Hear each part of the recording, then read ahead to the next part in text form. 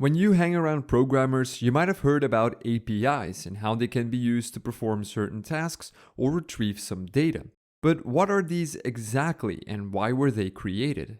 Let me explain the problem with a simple, non-IT related example. When you go to a restaurant and order some food, you interact with the waiter. You can order food and drinks, ask questions about the menu, request and pay the bill, and much more. In this example, the waiter is shielding you from all the complicated stuff that happens behind the scenes. You don't have to worry about stoves, ovens, dishes, managing stock, or pouring drinks. He is the interface between you and all of the services that a restaurant offers, giving you a way to interact with the restaurant while still shielding you from all the complexity behind the scenes. In a way, the waiter can be seen as the API of the restaurant, and through this example, you intuitively understand why they are useful. The term API stands for Application Programmable Interface, and it's a way for different programs to work together in various ways. There are many types of APIs and reasons why they are used. I'll highlight 4 of them in this video. For starters, APIs can be used to get access to data from third parties. In the restaurant example, the waiter can give you information on the status of your order without you having to go to the kitchen yourself. Another example would be the weather app on your phone. Google or Apple have not gone out and put temperature sensors all over the world. No, instead, these apps use the API of a third party to retrieve weather predictions. Apple, for instance, is using the API of the Weather Channel. APIs allow different apps and services to exchange information. These days, it's hard to find a service that doesn't have an API. There are APIs to look up recipes, lyrics, information on barcodes, zip codes, available parking spaces, public holidays, and so on and so on. But aside from just accessing data, APIs can also be used to hide complexity and perform tasks. In the restaurant example, you don't need to know how to prepare a perfect roll of sushi.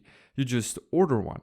Another example would be the operating systems on our computers and phones. App developers don't have to worry about setting up a Wi-Fi connection, drawing shapes onto the screen to make a beautiful user interface, or how to talk to the various sensors like the accelerometer or GPS. No, instead, the operating system gives developers a bunch of APIs that simplify all of this. If an app wants to show a button on the screen, it just asks the system to render one. The app doesn't have to worry about what device it is running on, what hardware it has, screen resolution, or anything like that. It makes developers more efficient because they can focus on what matters to them. But aside from accessing data and abstracting complexity, APIs can also be used to extend functionality. For instance, on iOS, applications can show a widget in the notification center. And to do that, the app notifies the system through an API that it has a widget available. If the user now adds this widget to their notification center, the system will contact the app and ask how it should display the widget. Another example is Siri, Google Assistant, or Alexa. These personal assistants are quite clever, but external developers can use the assistant's API to extend the functionalities even further. My Google Home, for instance, didn't know how to turn my smart outlets on or off, but that changed when the vendor integrated with the Google Assistant through its API. Suddenly, Google became aware of the new hardware, its capabilities, and how to interact with it. You might not realize it, but APIs are all around us. You've probably seen messages like these, your phone asking for permission to use your location or microphone. And that brings us to the final use case. APIs can be used as gatekeepers. For instance, on mobile platforms, the system only has a handful of APIs that can be used to get your location. And because it's centralized in the system, it's really easy for iOS or Android to notify you when an app is using your location.